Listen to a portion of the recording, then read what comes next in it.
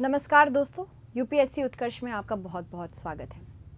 हाल ही में प्रधानमंत्री सलाहकार परिषद ने एक विश्लेषण किया जिसमें ये पता चला कि कुछ अल्पसंख्यक जैसे कि ईसाई, मुसलमान और सिखों की जनसंख्या में वृद्धि आई है, तो वहीं दूसरी ओर हिंदू आबादी की जनसंख्या में एक गिरावट देखी गई है। तो चलिए जानते हैं कि विश्लेषण के तौर पे हमें आज क्या क्या जानना ज़रूरी है और आखिरकार ये प्रधानमंत्री सलाहकार परिषद होता क्या है, इसके बारे में भी सवाल आ सकते हैं। तो make sure from the very beginning till the very last. आखिरी में आपको 2 क्वेश्चंस भी दिए जाएंगे जो आप अटेम्प्ट करेंगे और अंडरस्टैंड करेंगे कि ऐसे ही क्वेश्चंस आपको प्रीलिम्स और मेंस में भी देखने को मिलते हैं। तो हाल ही में प्रधानमंत्री की आर्थिक सलाहकार परिषद के एक नए विश्लेषण के अनुसार 1950 से अगर हम 2015 तक देखें तो 65 साल की अवधि में भारत की हिंदू आबादी की हिस्सेदारी में 7.82% की गिरावट आई है, जबकि मुसलमानों, ईसाइयों और सिखों की आबादी में वृद्धि देखी गई है। तो 65 वर्ष की अवधि ली गई है 1950 से लेके 2015 तक। इसी के बीच में ये माना गया है कि हिंदुओं की आबादी में गिरावट आई है। कितनी गिरावट आई है? 7.82% की गिरावट आई है।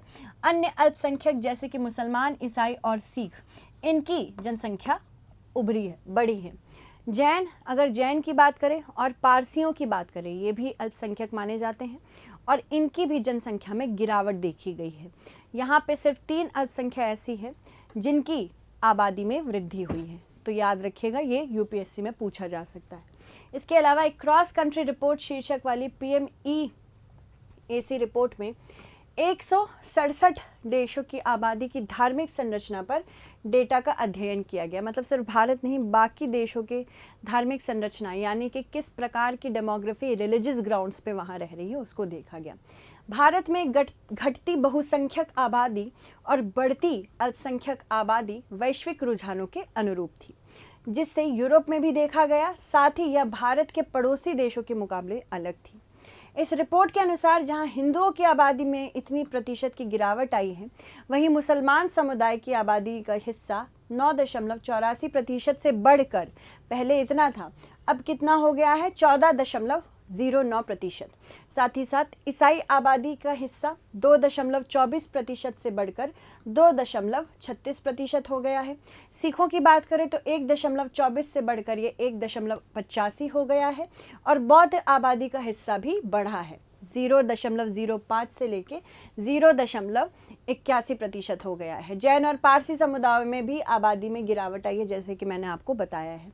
जैनियों की हिस्सेदारी 0.45 से घटकर 0.36 हो चुकी है। और अगर हम बात करें पारसियों की तो इनकी सबसे बुरी स्थिति इनकी आबादी की 0.03 या 0.003% से घटकर अब क्या हो चुकी है? ये 0.0004% हो चुकी है। रिपोर्ट में चेतावनी दी गई है कि विश्लेषण जनसांख्यिकी परिवर्तन के पीछे के कारणों के प्रति संशयवादी था, एग्नोस्टिक निकला। ठीक है, हालांकि यह निष्कर्ष निकाला गया कि अल्पसंख्यकों की हिस्सेदारी में वृद्धि से यह पता चलता है कि नीतिगत कार्य, राजनीतिक निर्णय और साथ ही साथ सामाजिक प्रक्रियाओं के शुद्ध परिणाम से समाज में विविधता बढ़ती है। यानी कि जितनी विविधता होगी, सरकार उतनी ही ज़्यादा बाकी चीज़ों को लेके कॉन्शियस रहेगी कि हम ऐसी पॉलिसीज़ बनाएं जो सबके हिस्से में रहे, ऐसी पॉलिसीज़ बनाएं जहां हमको ये ध्यान रहे कि हर आबादी की अपनी अपनी ज़रूरतें अगर हैं तो उनको कैसे पूरा करना है। कोई जनसंख्या अगर घट रही है तो उसके पीछे के कारण क्या है? किसी की बहुत ज़्यादा ख़राब स्थिति है पारसियों की, तो ऐसी पॉलिसी पारसियों की जनसंख्या कैसे बढ़ानी, क्योंकि जितना डाइवर्स रहेगा इंडिया उतना ही ज़्यादा गुडविल इंडिया का बढ़ता है। तो ये इसलिए इम्पॉर्टेंट है ना। लेट्स नो अबाउट कि भारत में जनसांख्यिकी का परिवर्तन कैसे हो रहा है, मतलब जनसंख्या किस तरह से परिवर्तित हो रही है। शिशु एवं बाल मृत्यु दर में कमी आई है, यानी कि हमारी मेडिकल फैसिलिटीज़ बहुत अच्छी हुई हैं, जिसकी वजह से शिशु एवं बाल मृत्यु दर घटा है। यानी कि पहले अगर हम देखें तो शिशुओं की साथ ही साथ माताओं की अवस्था ठीक नहीं रहती थी, जिसकी वजह से मृत्यु दर शिशुओं में और माताओं में भी बहुत देखा जा रहा था, पर अभी ये ठीक हुआ है। शिशुओं और बच्चों के बीच कम मृत्यु दर ने परिवारों में वृद्धावस्था को सहायता के लिए बड़ी संख्या में बच्चे रखने की आवश्यकता को कम कर दी है। जैसे जैसे स्वास्थ्य देखभाल सुविधाओं में सुधार हुआ, वैसे ही बाल मृत्यु दर में भी कमी आई। महिला शिक्षा की वजह से साथ ही साथ कार्य भागीदारी दर में वृद्धि आई है। महिलाएं जितने कार्य में वृद्धि अपने कार्य करना चाहेंगी, इकोनॉमिक स्टेटस अपना बढ़ाना चाहेंगी, साथ ही साथ अगर हम बात करें कि इनकी जो स्टेटस इन एजुकेशन बेटर होती जाएगी, उतना ही कम शादी करने का एक चांस बनता है। मतलब कम शादी एज इन जल्दी शादी नहीं होगी, later on in the phase of life में भी शादी हो, जिसकी वजह से फर्टिलिटी रेट कम होती है। फर्टिलिटी रेट कम एज इन जैसे कि अगर आप 30 इयर्स की एज में शादी करेंगे तो आपके 2 बच्चे होंगे, अगर आप 25 में करेंगे तो हो सकता है 2 से 3 हो जाए, अगर आप 20 कर लेंगे तो मिनिमम 3 बच्चे तो हो ही सकते हैं। तो इस वजह से फर्टिलिटी रेट भी इम्पैक्ट होती हैं। जितनी देर से डीले में शादी होगी उतने ही ईजिली यहाँ पे मैनेज करना आसान हो जाता है स्टेटस ऑफ द चिल्ड्रन को। तो बढ़ती शिक्षा और कार्यबल में महिलाओं की भागीदारी की महत्वपूर्ण भूमिका रही है। जैसे जैसे महिलाएं अधिक शिक्षित एवं आर्थिक रूप से स्वतंत्र होती जाती हैं, उनके कम बच्चे होते हैं और बच्चे को जन्म देने में देरी भी होती है, जिसकी वजह से यहाँ पे दर में गिरावट आती है। ठीक है, साथ ही साथ तीव्र आर्थिक विकास की बात करें तो आर्थिक विकास की गति विशेष रूप से 21वीं सदी के शुरुआती वर्षों में जनसांख्यिकीय परिवर्तन का एक महत्वपूर्ण चालक रही है। आर्थिक विकास से जीवन स्तर में सुधार आया है, बेहतर स्वास्थ्य देखभाल सुविधाएं मिल रही हैं, शिक्षा तक पहुंच में भी वृद्धि हुई है, जो सामूहिक रूप से निम्न प्रजनन दर का योगदान करती है। अगर हम बात करें आवास स्थितियों में, उसमें भी सुधार हुआ है। बेहतर आवास स्थितियों और बुनियादी सुविधाओं तक पहुंच जीवन की गुणवत्ता को बढ़ा रही है, जो बदले में परिवार नियोजन निर्णय को भी प्रभावित करती है। साथ ही साथ अगर आप देखें, जितने पढ़ा लिखा परिवार होता है उतना ही चांस होता है कि वो कम बच्चे रखेंगे, क्योंकि वो quality of education, quality of standard life देना चाहते हैं, ना कि सिर्फ प्रजनन करके खूब सारे बच्चे पैदा करना चाहते हैं। जितने बच्चे ज़्यादा रहेंगे उतना आपको अटेंशन देना हर बच्चे को कम हो जाएगा, चाहे वो उसकी एजुकेशन पे हो, चाहे वो उसकी हेल्थ पे हो। तो यहाँ पे पढ़ाई का सीधा सीधा संबंध, एजुकेशन या शिक्षा का सीधा सीधा संबंध अगर आप बात करें फैमिली प्लानिंग से कैसा है तो ऐसा होता है। परिवार छोटे होने पर वह बेहतर तरीके से रहने की स्थिति का विकल्प भी चुन सकते हैं।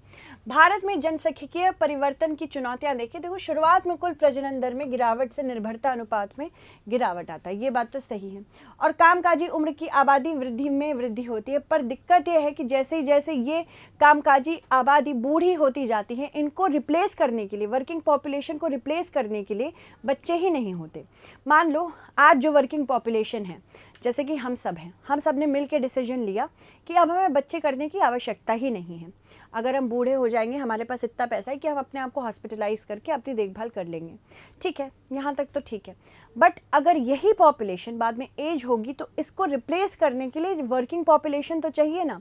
पर कामकाजी जनसंख्या जब हमारे पास नहीं रहेगी तो क्या होगा, तब हमारी इकोनॉमी धीरे धीरे कोलैप्स करने लगेगी। इसमें बहुत अच्छा आपको चीन, जापान और यूरोपीय देशों का सबसे बड़ा एक एग्जाम्पल है। यहाँ पे यही हो रहा है कि वर्किंग पॉपुलेशन हटती चली जा रही है, बूढ़ी पॉपुलेशन बढ़ गई है। एक तो अब यहाँ पे गवर्नमेंट के ऊपर ये भार आ गया कि इनकी केयर करनी है, यानी कि गवर्नमेंट ट्रेजरी से वैसे पैसे निकल रहे हैं, या तो पेंशन दो या तो सोशल सिक्योरिटी स्कीम्स दो।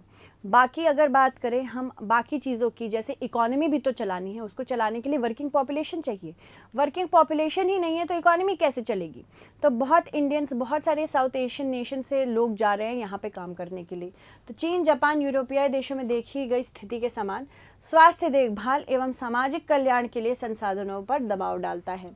भारत के सभी राज्यों में प्रजनन दर में कमी एक समान नहीं है। देखो, कुछ राज्यों में, विशेष रूप से उत्तर प्रदेश, बिहार, झारखंड जैसे बड़े राज्यों को प्रतिस्थापन स्तर की प्रजनन क्षमता प्राप्त करने में अधिक समय लग सकता है। इससे आर्थिक विकास और स्वास्थ्य देखभाल पहुंच में क्षेत्रीय असमानताएं बढ़ सकती हैं। देखो, जनसांख्यिकीय परिवर्तन संभावित रूप से श्रम उत्पादक बढ़ा सकती हैं और आर्थिक विकास को भी गति देती हैं, या उम्रदराज कार्यबल के प्रबंधन तथा युवा आबादी के लिए पर्याप्त कौशल विकास सुनिश्चित करने के मामले में भी चुनौतियां उत्पन्न करती हैं। भारत में जनसांख्यिकीय परिवर्तन की संभावनाएं, मतलब क्या संभावना है कि जो हमारी जनसंख्या है अलग अलग धर्मों में बांटी जा सकती है, किस तरह से परिवर्तित हो सकती है। देख लो, जनसांख्यिकीय परिवर्तन में जनसंख्या वृद्धि में गिरावट आ सकती है। बिल्कुल, ये बात तो सही है, क्योंकि आज ही आप देख लीजिए, जो हमारी करंट जनरेशन है, most of them are choosing to remain either only one child family और चाइल्ड फ्री। या तो वो बच्चे एक ही कर रहे हैं या तो वो बच्चे कर ही नहीं रहे हैं, जिसकी वजह से, जिसके परिणाम स्वरूप बहुत ज़्यादा वृद्धि आ सकती है। जनसंख्या दर गिरने में वृद्धि आएगी, आगे चल के आप देखिएगा।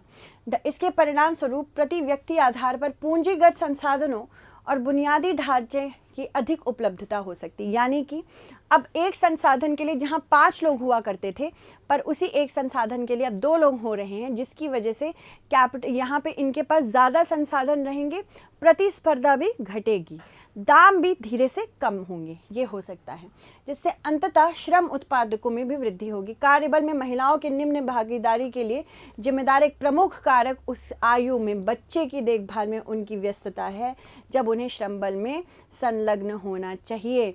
बच्चों की देखभाल के लिए कम समय की आवश्यकता के साथ आने वाले दशकों में अधिक महिलाओं के श्रम बल में शामिल होने का अनुमान लगाया जा रहा है। जब औरतें इतने वर्षों से दबी होने के बाद आज जब अपना एक्सप्रेशन फाइंड आउट कर रही हैं, इकोनॉमिक स्टेटस मिल रहा है, उनके अंदर भी शक्तियाँ आ गई हैं, सशक्तिकरण हो रहा है आर्थिक रूप से, तो वो चूज़ कर रही हैं कि बच्चों की देखभाल ना करके बेहतर है कि मैं अपने आप को इंडिपेंडेंट रखूं। यहाँ पे बहुत सारी महिलाएं ऐसी हैं, बिल्कुल ठीक है, जिसका जो मन जो जैसे करना चाहता है, right to life and liberty, साथ ही साथ प्रो चॉइस, जिसकी जैसी चॉइस है वैसे उसको चलने दो।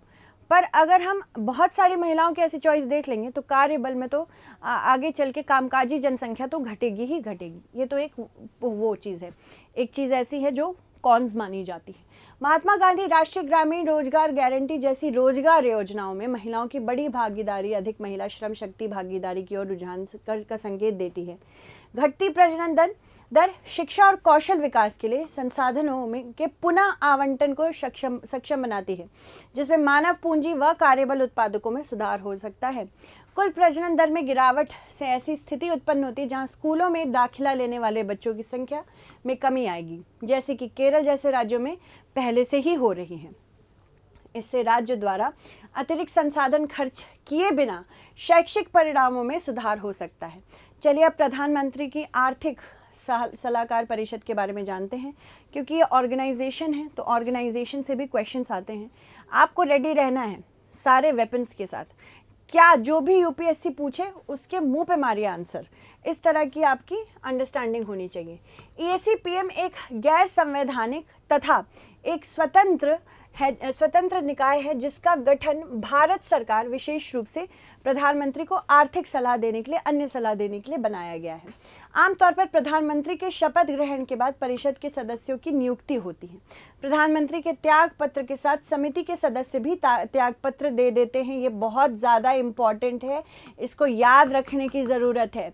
इसमें एक अध्यक्ष और 4 अन्य सदस्य होते हैं और उच्च स्तर के आर्थिक विशेषज्ञों को लिया जाता है। प्रधानमंत्री द्वारा निर्देशित आर्थिक मामलों पर तटस्थ दृष्टिकोण देना इसका मुख्य कार्य है। इसके अतिरिक्त महत्वपूर्ण आर्थिक मुद्दों पे जो भी समकक्ष जितनी भी चीज़ें आप प्रोड्यूस कर सकते हैं प्रधानमंत्री के सामने, आर्थिक यानी कि इकोनॉमिक स्टैटिस्टिक्स के रूप में, वो दीजिए। व्यापक आर्थिक मुद्दों का विश्लेषण करते हैं।